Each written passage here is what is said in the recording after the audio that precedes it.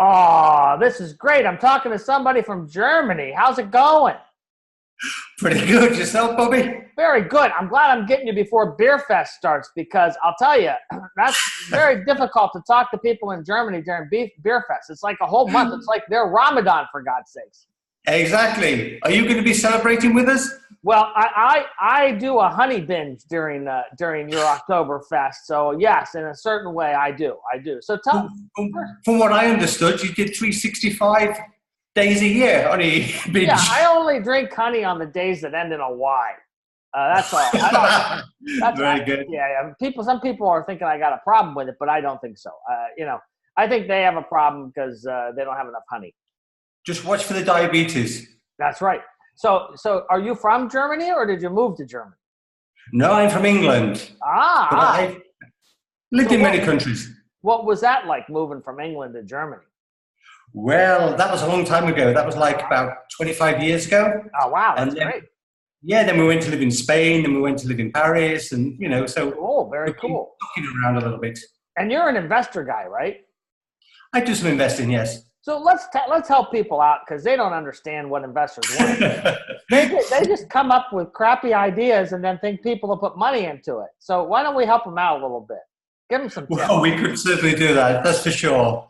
No, the one thing that they don't obviously understand is, you've got to show some kind of seriosity.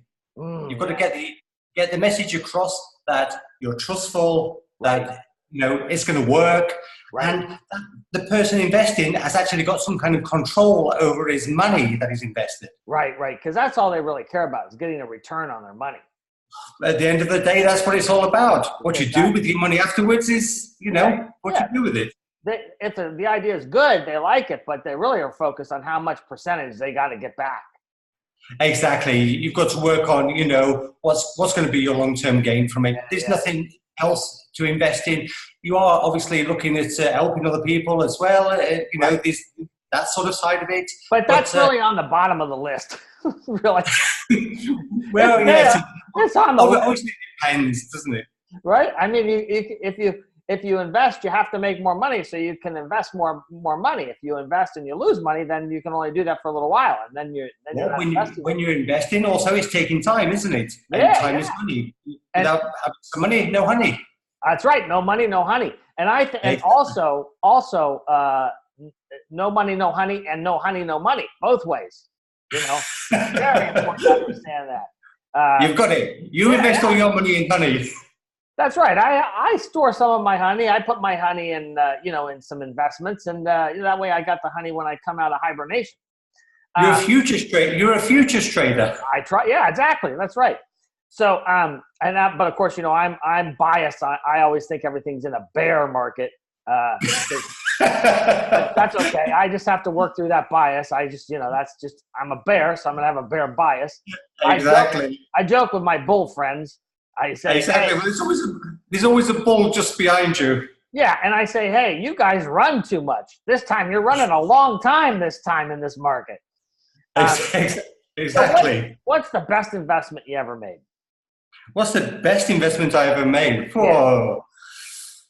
I suppose in myself, actually. Yeah, that's right. That's right. Everybody needs to hear that. Hey, you people out there, invest in yourselves, you goofballs. That's the most important investment. And what's the worst investment? Let's break down one of the ones where you just went, oh, that didn't work out so well. Well, a lot of them you write off, pretty quickly, or you don't get too involved. You've invested some money, you've invested some time. You see it's not going to work. Right. You see that the actual you've overrated the partner, and it's basically just got to cut your losses and move on. I think that's one of the biggest mistakes people make is they don't realize just take what you've lost and move on. And what ends up happening is in that when they're in those what they call it, let's see, I remember. Oh, the domain of losses. When we're talking about the domain of losses, just take the loss. Don't start gambling and double down on the loss, right? Well, it is all gambling. I mean, for me, most of my investments have actually been in gambling companies as such. Yeah. So, it's just a question of catching them at the right time. That's right. Some countries have been very lax in this sort of attitude towards gambling, and even in the States you've had it. So it's coming through now. Well, gambling's important. because it makes people feel good, and then they have an excuse for not being able to do something. Oh crap! I gotta go. I really enjoyed this. Let's talk again.